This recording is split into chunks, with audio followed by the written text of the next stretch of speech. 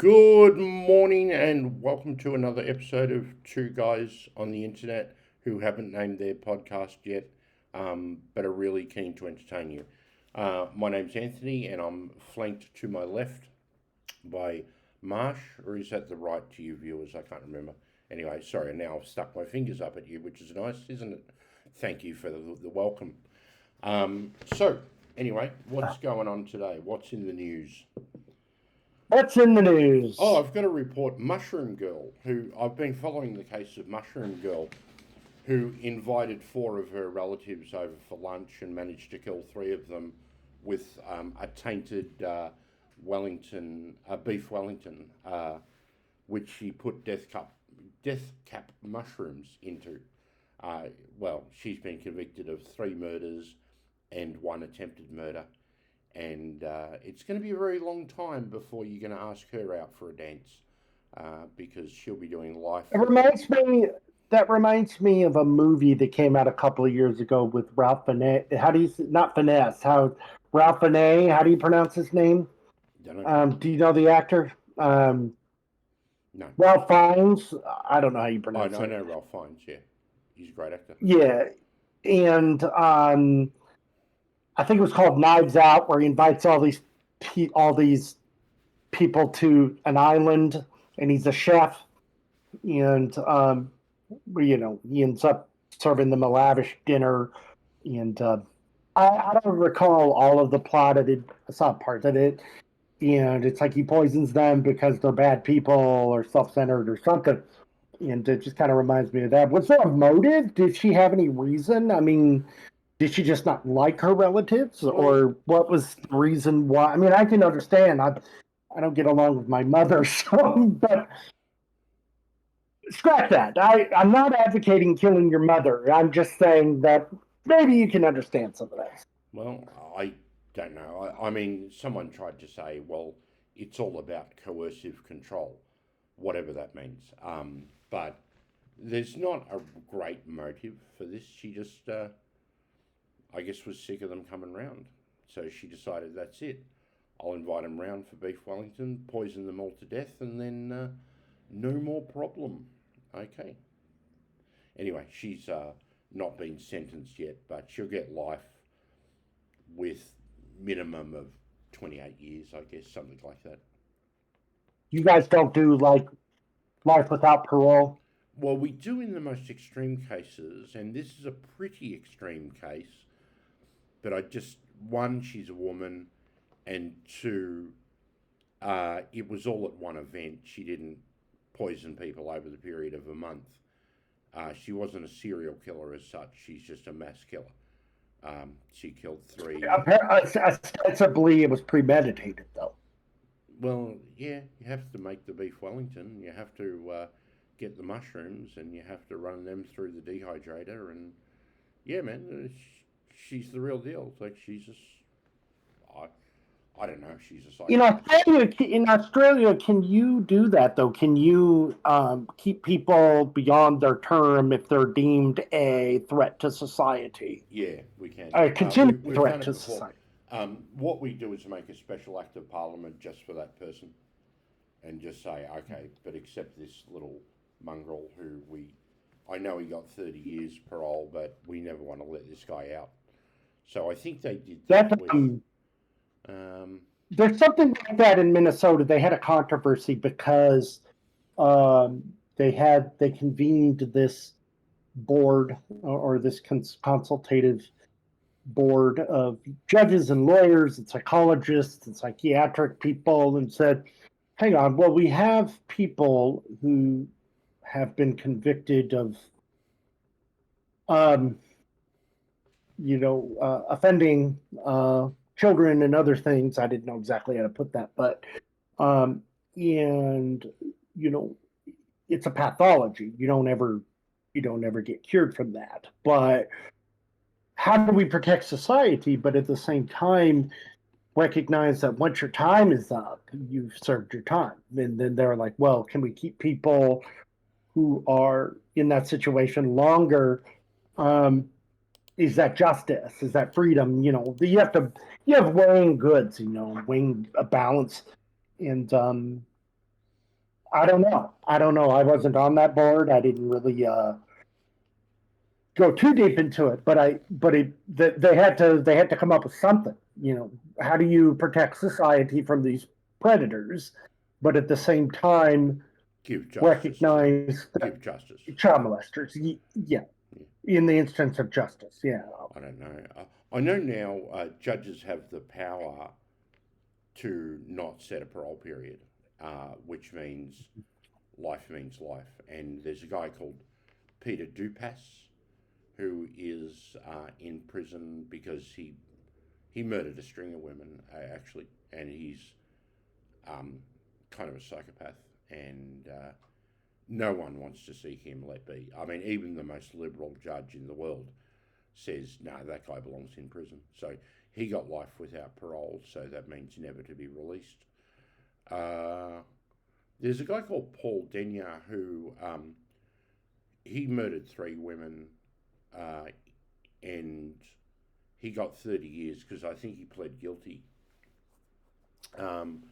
Anyway, he got 30 years, and 30 years at the start of a sentence sounds like a long time, but once you sort of forget about him and then suddenly he's in the news because his parole hearing's coming up, you think, oh, geez, 30 years is not such a long time. But they want to make an act of parliament for him, but they never did. Anyway. But here, you wouldn't be able to make a specific act of parliament under the 14th Amendment, meaning, you know, equal protection under the law. The law's got to apply to everyone equally. Now, you have plea deals and things like that. But I know, you know, in one of the things you and I like to discuss is sort of the psychopathy and the sociopathy. I'm not exactly sure what the difference I is. love serial killer chat, man. I love Yeah, talking about but serial killers. the deal is, yeah, but the deal that I'm sort of following a little bit about, not really that closely, but somebody like a Charles Manson that comes up for parole every so often, or he did, and he just stopped going to his hearings. He's just like, no, we're not letting you out. This is all a formality. But one of the things they had to figure out was, and they asked him, is like, he had so many disciplinary actions in prison. He wasn't the model prisoner. You know, they'll ask him things like, well, what are your plans? You Are know, you do you talking have any about Ted Bundy? marketable skills? I beg your pardon? Are you talking about Ted Bundy? No, I'm talking about Charlie Manson. Oh, Charlie Manson. Yeah, I'd expect him to misbehave in prison. But I would And then, I would expect Ted Bundy to be a model prisoner. yeah, but he was on death row, so there was no chance of him getting No, parole. that's probably true. Yeah, you get a self yourself Um, on death row, don't you? um, but with Charlie, you know, he didn't try to better himself. He didn't try to, you know, he didn't, because apparently there are programs where you can, you know, ostensibly become Yeah, rehabilitated if and you take advantage of them. if you sent me away for a long stretch, then I'd be signing up for everything to distract me. You know, Well, English 101. Yeah, okay, sign me up. I'm in for it. I want to learn how to spell my name. well, that, and you can actually get PhDs and Juris Doctorates by correspondence. And I know when I studied law, I'm not a lawyer, I don't have a law degree, I have a paralegal degree, but there's and it is enshrined in the Constitution, something called the jailhouse lawyer. And it was up in the air legally. Jailhouse lawyers essentially either a self taught or a paralegal or somebody that has some cursory knowledge of the law. Maybe they've studied it on their own, and they can sort of help represent people in the drafting of pleadings or whatever. And that remains a carve out in the law because typically, unless you have a license to practice law, it's called unauthorized practice of law. They can get you on it, just like for unauthorized practice of medicine. But the thing is that you know, I know enough of the law to get me in trouble. In the other side of that, I know just enough of the law to keep my mouth shut. Um, but in the fact of I need a lawyer, because I don't know what I'm talking about. But in prison, these people are an invaluable member of the criminal justice system in the sense of maybe you have illiterate prisoners that can't file appeals or whatever. So they kind of walk them through that, and they're actually invaluable. And usually that is their currency to not have any problems. Oh, that's Johnny. He's the jailhouse lawyer. We're not going to mess with him because, he's enriching, not enriching, but he's, you know what I mean. He's we need him. He has some utility useful. here. Huh? He's useful. He's useful, right? But you know, Whereas I don't know where I was going with that. What are they going to say? Oh, that's Anthony, the jailhouse theologian. Yeah, screw Anthony. Yeah. I don't know. I couldn't bear going to prison, man. There's too much touchy-feely, handsies, sexual / violent people around. It's better. Racial hatred, gangs, everything all bad in that. life. Just everything bad in life.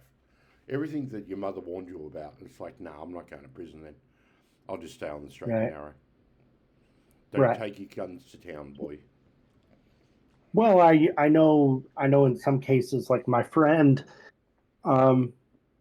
he fell through the cracks due to mental illness and some other things, but he, I think if he would have remained behind bars, he would have got his meds and would have thrived. He could teach poetry or whatever. He was a brilliant guy when he was on his brilliant, sensitive guy when he was working his program, but unfortunately, he just fell through the cracks of society and ended up dying on the streets.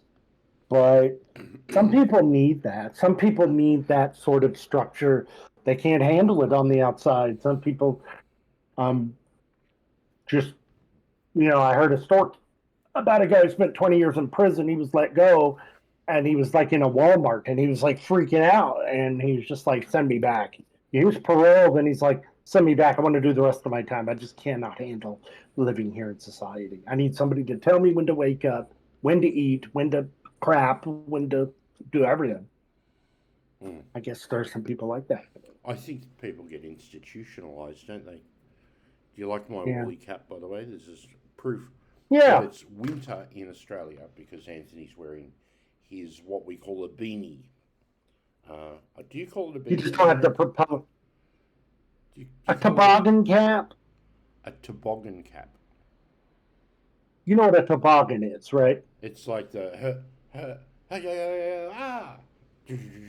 It's a sled. Yeah, it's like a luge or a sled or a bobsled or something. Okay. Either that, I call it a beanie or a knit hat but I kind of joked last winter that we're beholden to big hat and big glove, the big glove cabal, because we lose them incessantly. And and you got to have them, and they always jack up the prices every winter, kind of price gouging because they know like you need a hat, you need gloves, and if you're going to work and you misplace, like me, your ADHD, you misplace everything. I once had my glasses on top of my head, looking around frantically before work for them. But you go to the fueling station, petrol station, whatever name you want to call it, convenience store, and they have hats and gloves for sale, and they always jack up the price because you're in a bind and you don't want to freeze. You don't want to freeze, especially as a bald man. We were talking about earlier. We were talking about Ted Bundy, and I kind of figure he'd be the model prisoner. I think he would have followed the rules, although he escaped from custody twice, which I guess dispels that idea, doesn't it? But do you think he was a people pleaser? Yeah, I think so. I think he tried to make people happy and comfortable and relaxed in his presence. The trouble was that he was only doing that so he could murder you. Which is so not so much to seek people's validation as it was, because I'm sure it's like one of the things I love doing is looking at these sort of woke agendas and woke programs that especially in education, where they, 40 years later, billions of dollars later, the self-esteem movement has crashed and burned, and there's something schadenfreude about that. Because it turns out serial killers and psychopaths think rather highly of themselves. And it doesn't improve grades, it doesn't improve job performance. Hey, I'm feel good. Johnny can't read, but yeah, he really feels really good about himself. But Yeah, yeah, well, um, education comes up with a new grand plan every 5 years, basically. And I've got to blame yeah. America for it because it's the American educational psychologists who all come up with this plan and they say, yep. And the latest one is resilience. We've got to teach children how to be resilient. And it's probably not such a bad idea, but the idea that that should be the answer to every question in education, that's the problem. It's not. You got to deal with the kids where they are. And some of them lack Well, resilience, and some of them got too much resilience. I was talking to my therapist last week about this, and he said, um, like at major universities, they have these safe spaces and these cry rooms, and it's like before you take a law exam, you get to go spend 10 minutes with a puppy. Okay, With the what? well, a puppy to calm you down.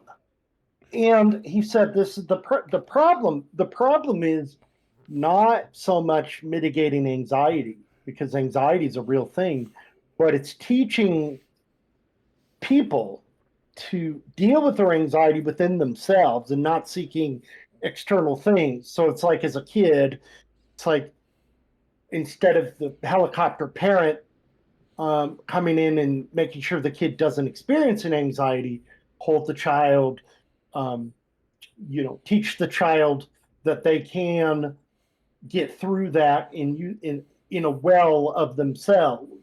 And I guess that might be the resilient part, right? Because it's like you want people to, you know, puppies are nice, but even if you take away the puppy, you'll be okay. Mm. Even if your wife dies, you'll be okay. Um, you don't have to have drugs or alcohol or sex or some other thing to. I, Does I that make kind sense? I kind of imagine on my wedding night that my wife whispers in my ear, "I've waited so long for this night," and you say, "Well, I've just got to go play with the puppy for 10 minutes." Okay. There's a sense of stoicism with that idea, what I was talking about, because it's like, no, you can be secure in yourself to know that if you're all alone, you're just fine emotionally. Um, and I think that's something that we didn't teach. I didn't learn it, and that's something I think that the eggheads don't recognize. It's just about, oh, don't feel any adverse feelings, don't suffer. And we often talk about spirituality on this podcast, and that's one of the things I think the left in the world, which kind of is not necessarily always synonymous, but they've killed God, and so they sort of like the Chris Hitchens of the world, the Richard Dawkins of the world. Hey, I'm going to face my death with just this stiff upper lip, stoicism, and reality as it is. But they're terrified of death because it's the great equalizer. It's the great unknown. And so they haven't learned how to deal with that. So it's like anything that has to do with feeling bad or suffering or anything like that is just to be avoided at all costs. As opposed to saying, yeah, life is shit sometimes. You suffer.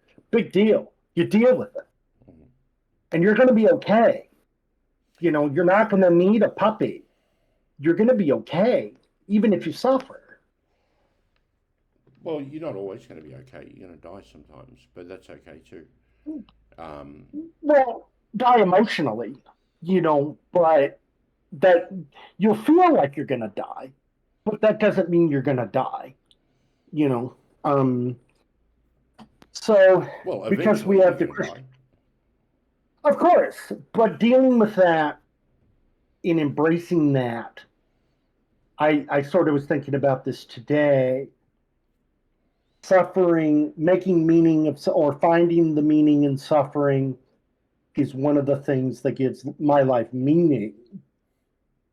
To know that it's not in vain, that it's not just endless, mindless pain, that we have a hope, you know. Um, Yeah, but and I find, that hope has to be supernatural. of course, Yeah.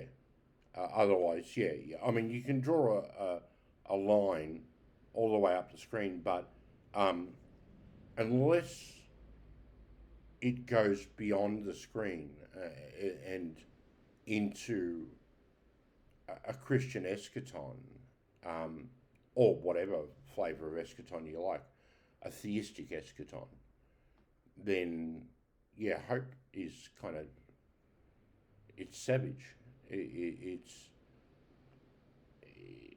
I mean, yeah, at times there are Stoics who are atheists as well, and that must be a miserable experience because you've got no hope of resurrection.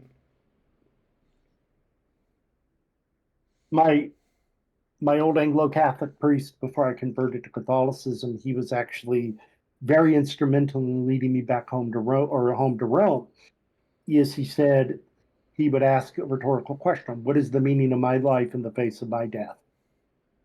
Death is the great equalizer. It's the end. And so, what is the meaning of my life? Now, ostensibly, we have a Christian understanding of that, but what does it mean to live when in a cold and indifferent universe? Because in many ways, the universe is cold and indifferent.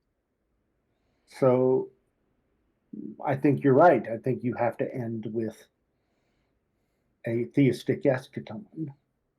Mm. Um, Ted Bundy, they executed Ted, didn't they? 1989, yeah. And 99. unfortunately, it seemed like it became a spectacle. Yeah, how do you feel about that? About getting out there I with a think sign that says Fry Bundy Fry or something?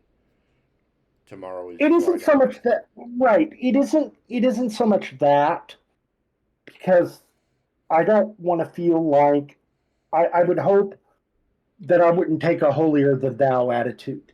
I mean, I know you and I disagree. I mean, I'm on the fence. I'm leaning towards death penalty abolition, but there are times when I can see both sides of the argument. But here's the thing: it isn't so much that, because I can certainly understand the family. I don't understand it, but I can certainly see where the family of the victims would feel that. They would feel Yeah, but they're just after they want. revenge, aren't they? Yeah, but are you going to tell them that to their face? Well, I might. I might have to. And I might have to say, no, you just want revenge. And I'm not in the But wait a justice minute, system you for revenge. somebody's Retribution, somebody's yes. daughter. I know, but hang on. There's a human element. You might have to tell them that, but you would have to be understanding, because it's like, he went to town with my daughter with a pair of pliers. Mm. I'm not going to sit there and moralize with this guy, with this dad, and tell him he's not supposed to feel that. That he's not supposed to be angry and want I revenge. don't know if I need to sit there and moralise with him, but at some point I have to say, no, no, we're not going to do that to him. Yes, he's a horrible guy. Yes, he's awful. Yes, he should never be released from prison. But what you're asking for is revenge. And I can understand where that revenge feeling comes from, but I can't allow it. You know, Maybe we can't allow it. the worst guy to put on a jury is little Sally's dad. Because Agreed. little Sally was brutally murdered by this guy, allegedly, and you don't put him on the jury. No, of course not. But by the same token, mm, what I'm saying is, I want to meet that. I think the heart of the gospel would be to meet that father where he was at in his moment, and or that mother. So, I just I wouldn't begin to be able to understand the level of that grief. Um, if someone took the life of one of my loved ones, I certainly would tell everybody to go somewhere, well, to F off if they sat there and like, oh, you shouldn't feel that and you're bad and trying to tell me what to think and what to feel. Give them space to feel that. Maybe we don't allow it, but if you hear some of these victim impact statements, they get up and say, I hate you. I want you to rot in hell. I want you to burn. That needs to happen. They need to confront Yeah, the but come on, perpetrator come of on. that. Some victim impact statements are ridiculous. It's about Of course, well, no, I it's don't think about they are. some Karen wailing at the top of her voice, I hate you, I want you dead. It's like, hang on, that was never the intent of a victim impact statement. But she's shouting across the court about how, she hates BTK or whatever. And, That's not ridiculous, though. well, it's over the top, isn't it? It doesn't belong in a courtroom. Somebody killed your loved one. Yeah, maybe I'm the last person that needs to speak if someone killed my loved one. I'm just, What that I'm means. in no, well, wait a minute. I'm just saying, I'm in zero position to judge that mother, that father, that brother, that sister. I'm in zero position to tell them what they need to think and what they need to feel. Um, it's just not my place Well, what if they take because justice into their own hands? that's unacceptable. But Yeah. the feeling is Are, okay. then you are in a position to judge that person. But judging that, not judging the feelings. Hang on, a homicidal feeling is a homicidal feeling, isn't it? No, I'm saying the feeling of the family to want them dead, regardless if they actually do it or not. That feeling is valid. No, it's not. How can that feeling be valid? You would be licensing murder. No, I'm not saying that. I'm just saying. Hang on, the cat. I'm not saying. Shut up. Yeah. He's climbing into bags. He's a lunatic. Sorry, go on. Say it. By the way, it makes for more compelling radio or TV when we disagree. But no, I'm not saying that. I'm saying the idea I want you dead at the hands of the state is a reasonable response. Okay. At least a reasonable feeling. In the context of Christianity, is dwelling on the thought, I want to kill that person, is that a Christian attitude? No, but here's the thing. I think there's a caveat with that. Just like you and me, we're works in progress. People work towards that. Forgiveness isn't just a one-time thing. It doesn't just happen in a vacuum. I totally Forgiveness. Forgiveness. Well, first off, if you forgive Ted Bundy, that's not for Ted Bundy. That's for you, right? You're not letting Ted Bundy off the hook. But what I'm about that. But go ahead. What? Go on. I'm thinking about that. Right. As someone that's had to forgive, they don't no longer live rent free in your head. They no longer occupy space. You're no longer angry and mad at them.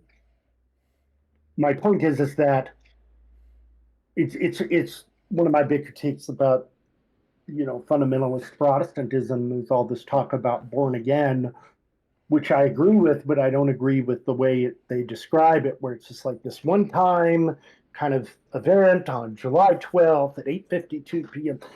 Yeah, I hate that. On the 6th of June 1982, I was saved. It's like, really? Come on, man. Well, there are some philosophers that would suggest that we're not born with the soul, that we have to earn it through hard work and prayer and a lot of weighing back and forth. Now, I don't believe that, but I can understand where that is. But my point is that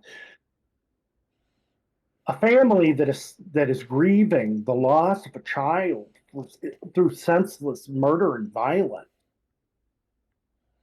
I'm not saying that we should just let them stew in that. They need a lot of care, just like the rape victim. Okay. They need a lot of care in order to rehabilitate. They need counseling. Okay, fine. All that's true.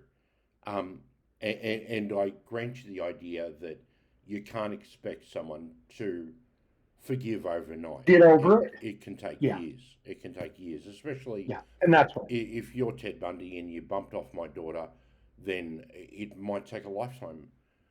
But we shouldn't allow that grieving parent to stay in a position where he desires to murder Ted Bundy. Do you see my point? Well, Because then you would be accepting murderous intent.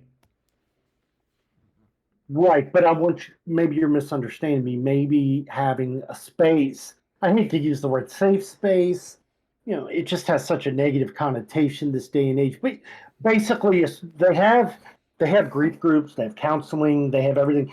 My point is allowing, at least for a time, for that to be validated in the sense of you're describing your feelings around this, and it's okay to feel that in the sense of without judgment, meaning, I'm working through this hatred of this person, and I guess the hope would be that they would recognize that they don't want to stay there in that spot, but that we're working. Well, basically, what I'm suggesting is, as Christians, our job is to walk with them, Yeah, okay, walk with fine. them. But is the trial for that?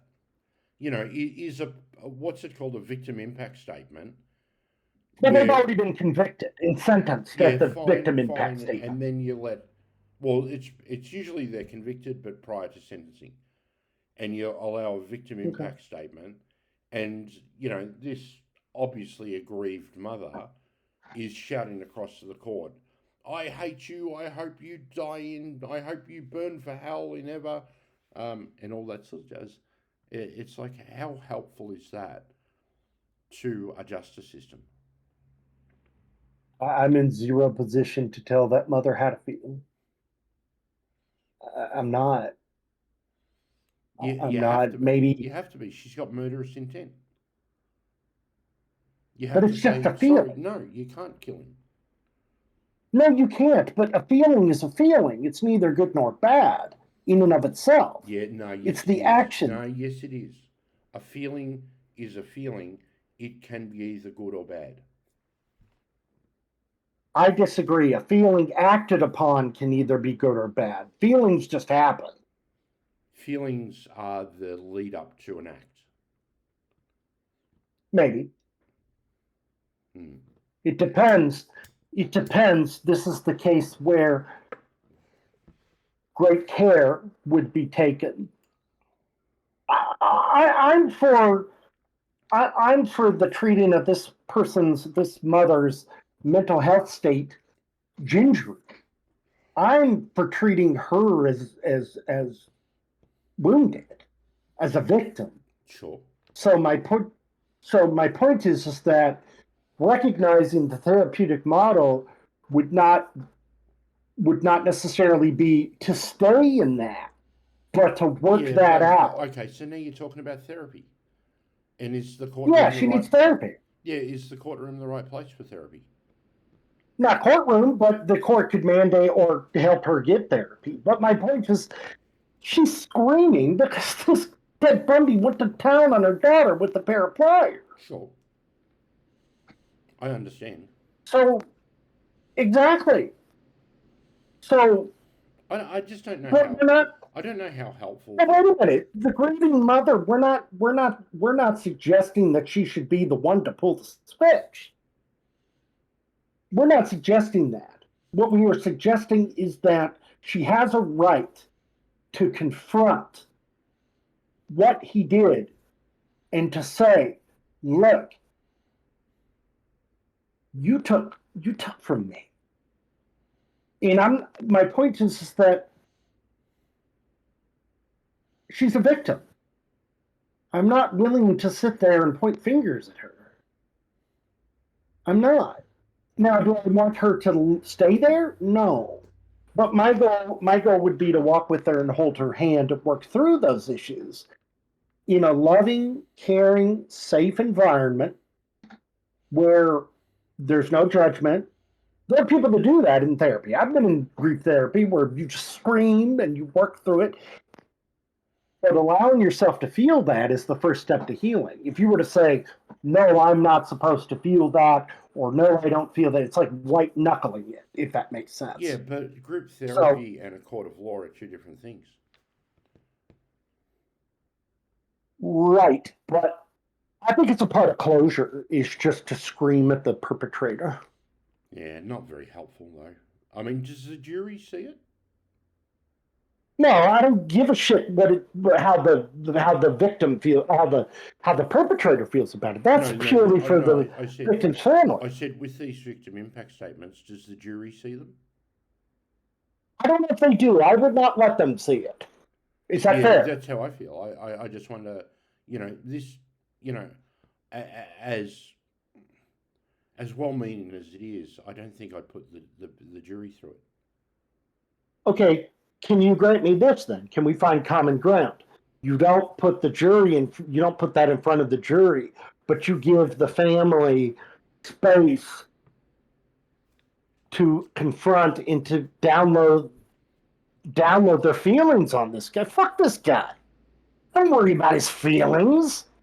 I'm not Oh, worried about yeah. his feelings. I don't care if BTK gets shouted at. But I'm just wondering, is it serving justice? Yes, How? because justice is about part of justice is standing up for the good and against injustice, but it is also confronting evil head on. And so I would suggest, and it sounds like we've reached maybe some semblance of common ground, don't put it in front of the jury, but give those family members the opportunity to express their anger, their frustration, their hate. Yeah, and Look, momentarily you get to embarrass BTK or Ted Bundy by shouting across him, "I hope you burn in hell," as they usually say, or "rot in hell," or whatever, even though that's theologically unsound. But how do you? Are you saying anything that makes an impact on the perpetrator? Or is Ted Bundy and no, BTK just going to go, oh, it's just the price of. it's not for BTK. Then why are they shouting at him? I hope you rot in hell. It's like. Because, well, I want you to connect this with the human element in the sense that it's for the family. It's not for BTK. It's for the family. The family should have a right to go, no, you did this. And my point is, it would be for them. Does that It's not for belong? be Yeah, but does that belong in a court of law? outside of the jury. Yeah, I think so. Or outside the jury? I'm not sure whether the jury get to listen to it or not. I'll Google that later, or ask my But could you publicist. see it? Could you see it being necessary for closure for the family outside I don't know. I of don't the think jury? you ever get closure if BTK, you know, binds, tortures, and kills your granny or your daughter or whatever. There's no closure for that, man. You just try and get through every day. And I don't think any amount of ranting at BTK is really going to help. I don't know. Ranting could be the first step, though. Well, maybe. Yeah, like for instance, there are times when I'm here in the apartment, I yell at God, and it's very therapeutic. Mm-hmm. In the sense that it's very therapeutic. It's in my God is big enough to handle my anger, and I think that my point is I don't want the family to be shamed for having those feelings. I don't want the family to feel like society's judging them, especially these know-it-alls that never been through it. And it's kind of like in chat when you suggest to some of these people, your daughter's dying in the ICU. Are you just gonna slam them over the head with a aphorism in a Bible verse? Do they need that? Do they need to be moralized? Do they need to have somebody theologically, intellectually walk through it devoid of feeling? No, they don't. People don't need that. It's unhelpful and I think downright dangerous because then you're blaming the victim. Victims have a right to feel whatever they're going to feel. They don't have a right to act on it, but they have a right to feel whatever they're going to feel. But isn't that feeling a seed for act? Maybe. This is why Jesus spent so much time on don't call your brother a fool or call no man a fool or words like that. Because Jesus, being as perspicacious as he is, knows that your feelings... I don't know that word. I've heard of that word. What does that word mean? As you can see around a topic, basically. Yeah.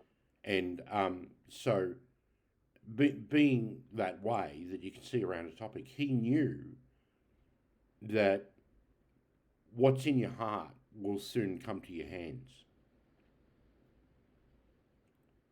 What I'm suggesting is a controlled way to express those feelings. Because you express those feelings in a controlled way, then you're not brooding on it. You're getting it out, right? You're saying, hey, I feel this, and this is okay that I feel this. It's not okay if I act on it. And that's where that's where the court can provide that sort of framework for that. It isn't suggesting that they go out and take matters into their own hands. Of course not. You can't do that. You can't be a vigilante. But yeah, well, I wonder whether, there was a movie, I think it's a John Grisham book, A Time to Kill or something like that. I don't think I've seen the movie, but I know the plot has to do with someone killed or raped his daughter, and he went and shot them as they were approaching trial, something like that. And the story is that's not okay. Yeah, it's not okay, is it?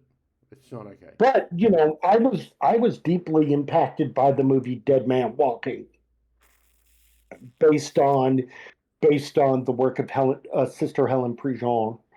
And I know it stars Susan Sarandon, and she's a big leftist, but it didn't preach at you that you should be anti-death penalty. But it did show the humanity and the redemption arc of this man who was clearly guilty. There was no question. You've seen the movie, correct? Yep. There is no question. He tries to BS. That movie leaves me with lessons, with questions rather.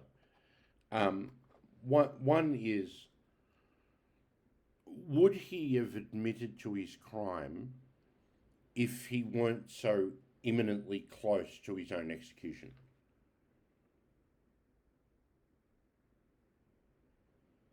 Okay, that's a good question, because the plot is that prior to his meeting Helen Prejean, even within a few weeks of his execution, he was denying it. Denying it. Say it was the other guy. I was there, but I didn't pull the trigger, blah, blah, blah. I'm a victim. And she got him to see that he did do this. And she asks him when he's in the death watch, there's a couple of hours to go. And he said, she's essentially in her holy nun way is saying, cut the crap. Did you do this? And he's confronted and he says, yes, ma'am. Yeah. I did. But and then wait a minute. And then she says, there are depths of sorrow that only God can touch. And she said, you are a beloved son of God, Matthew. No one can take that away from you. And the point is that the end scene as he's being executed is a flashback to the crimes. So there was justice in the sense that this guy's not let off the hook. I mean, he's an awful, despicable person. He's pro-Hitler, even up till him meeting this nun. but she saw his humanity and the fact that he was redeemable. And that was the point of the story, isn't to have sympathy for this guy. And that's the beautiful part of it. It wasn't preachy, but it forces you to confront evil in the consequences of that. But it says no one's a throwaway in the eyes of God. Yeah, but it was a bit preachy. How so? Well, look at the execution chamber. You've got him stood upright, strapped to the gurney. And, that happens. And though. it they resembles do the cross. And they did Of that course. deliberately. No, but that happens in an execution. Yeah, but in such a way where it resembles the cross. I think it should resemble the cross. Yeah, I don't know. Because he's one of my patrons is Saint Dismas, the good thief, and he says, Lord, remember me when you come into your kingdom. The guy who's usually known as Gestus or Gesmus says, hey, why don't you, what are you talking about? If you're the son of God, come down. And Gestus is like, Dismas is like, guy, we deserve this. We are guilty. And then he takes, my point is, whether or not you agree with the death penalty or not, he's taking responsibility. And that is part of justice. That's one of the positives of the film, that he finds redemption. He finds redemption through taking responsibility for the actions and the harm he's caused. Yeah, and I like that aspect of the film. I'm not sure about Susan Sarandon as a nun. I wonder how many abortions Susan Sarandon has had.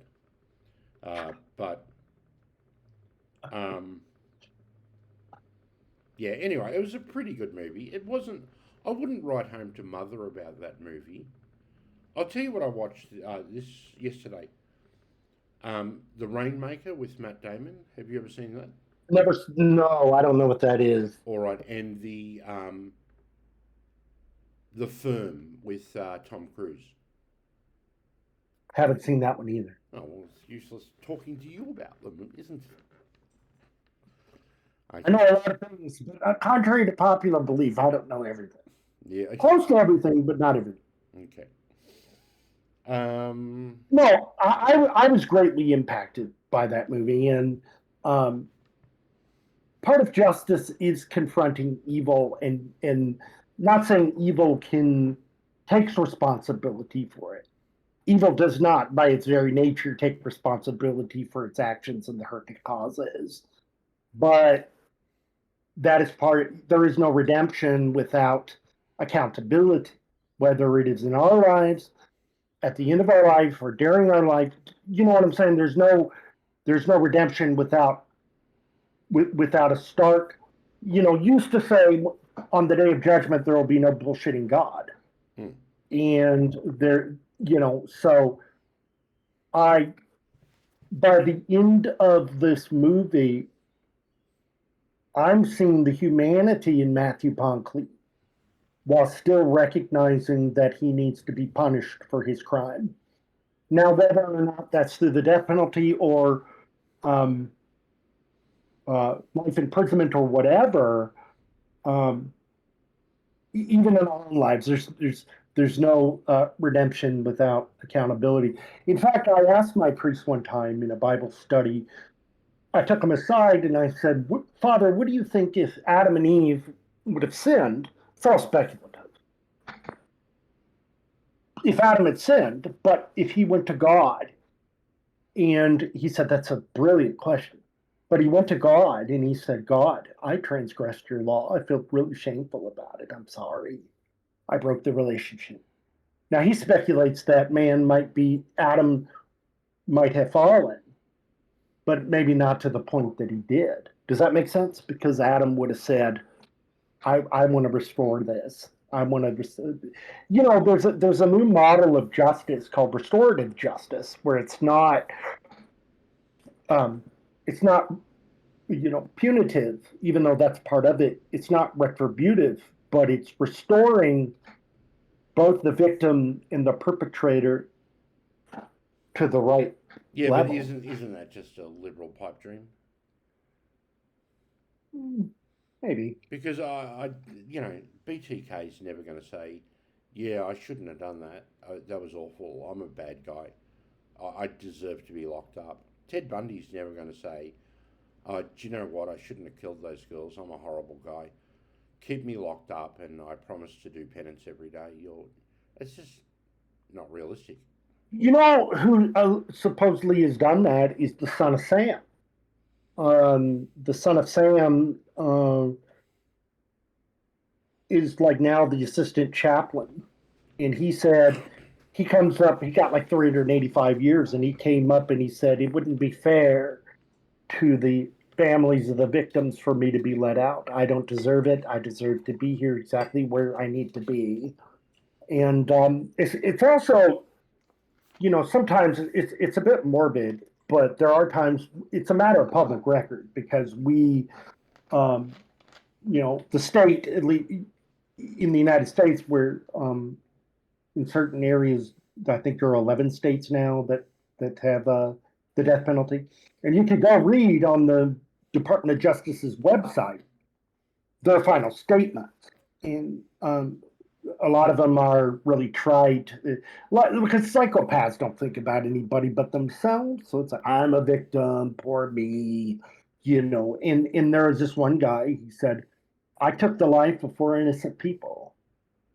Now I'm man enough to give my own." And Yeah, but that rarely that's happens. revenge. Most people are like, No, I kiss, know, but kiss my I know, ass. but isn't that a redemption story? It's the Gary, not the Gary. What's his name? Kiss my ass. What's his name? John Wayne Gacy. John Wayne Gacy. That's right. It's John Wayne Gacy, or it's I was wrongly accused. I shouldn't be here, or I want the press to know I didn't get my spaghettios, or something. Yeah, yeah, but that guy who said that, can't you respect that? Because he said, "Look, I really hurt people, and I'm Oh, sorry." sorry. I thought you were talking about the guy with spaghettios. No, I No, do I'm respect talking that. about the guy that said, "Look, I took 4 innocent people's lives. I'm man enough to give my own." Yeah, I do respect that, but I don't believe in the death penalty. That's another thing. But I do question whether the guy in what's the name in the name of the father? No, what's the name of that film with Susan Sarandon? Um, we were just talking about a dead man walking. Dead Man Walking. Now, it's a question to me whether in Dead Man Walking he would have reached that point in his redemption were it not in the morning he's going to get executed. Now, that's a question for the ages. But I think the worst of the worst, the Ted Bundys and the BTKs, they'll tell you whatever they want. They think you want to hear. Yeah, okay, I did it. Yeah, I'm a bad boy. Yeah, okay. No, maybe we're excluding those people that are incapable of empathizing. How do you have But a see, justice that's the thing. system that doesn't address the worst of the worst? Maybe you can't address the worst of the worst. Just lock them up and throw away the key. Protect society. I'm all for that, brother. I'm all for throwing away the key on Ted Bundy, for that matter. Or Well, I came across a website. It was silly because it said the the quintessential website for every Bundy file. I was like, fuck, Bundy file? I'm a Bundy file. You know? I'm a Bundy file. He scares the hell out of me. But I really, I'm not a researcher. I'm not a neuroscientist. But there's something that really, really bothers me about this idea that some people are born without a conscience or born evil, that they have no choice. There's something I that don't really think that's bothers the me. latest. I was talking to my brother about this. I don't think that's the latest theory. I'll get back to you on that. Okay. I'll talk to my brother about that because I think the latest theory has evolved. It's no longer that they don't have a conscience. It's some other theory at the moment now. Uh, So it's not just neuroscience. It's not just genetics and neuroscience done. No, it's not that. It's. Let me get back to you. I'll talk about it next podcast or something like that. But But I do. Yeah, go ahead. I think they're moving away from they don't have a conscience, which is interesting. Okay. I think. I think I've read where. Well, I remember in my capstone course of advanced appeals. It was an appeals course, or was advanced legal research and writing. That, or it was in a because I had to file a mock appeal, and we discussed this idea, at least from a legal perspective, of psychopathy, and they they can be tried and punished for first degree murder because they still know, because it's called mens rea of the mind, right? You have to have intent, you have to have the thought in your head and the intent and the will to carry it out. The mens rea. Right. Yeah, it begins in the mind. So, which is almost impossible to see what's inside of a person's mind, but you can see their actions leading up to that. And the fact that somebody like Ted Bundy or Richard Ramirez lies in wait and they're trying not to get caught, they know that it transgresses the bound of right and wrong, at least from a legal perspective. They know it's wrong. They may not believe it's wrong mentally, but they believe it's wrong at least on, does that make sense, on some level? Because they are, like I said, they're premeditated. They cover their tracks. They do this, they do that. They try not to get caught. Now, I think that part of that, well, the whole thing about that is just not to get caught, to continue doing what you're doing. But they know it's wrong. So I'd like to see the research. I'd like to see some stuff on whether or not we've moved on from saying they don't have a conscience. That would be interesting. I'll get back to you. I want to talk to my brother about it because he's a bookworm about such topics. And I remember discussing it with him because I remember I disclosed to him some time ago that a human person without a conscience doesn't make much sense to a Catholic. So I found it interesting that actually the theory has moved on from there. Yeah, that bothers me because then that says that, what, are they not created in God's image? That sort of existential philosophical question. Yeah, more The ability to to. me is, well, if you're judged upon your conscience and you haven't got a conscience, it's like, well, how do you? It doesn't make sense to a Catholic. Anyway. All right, we are about at the end of our time.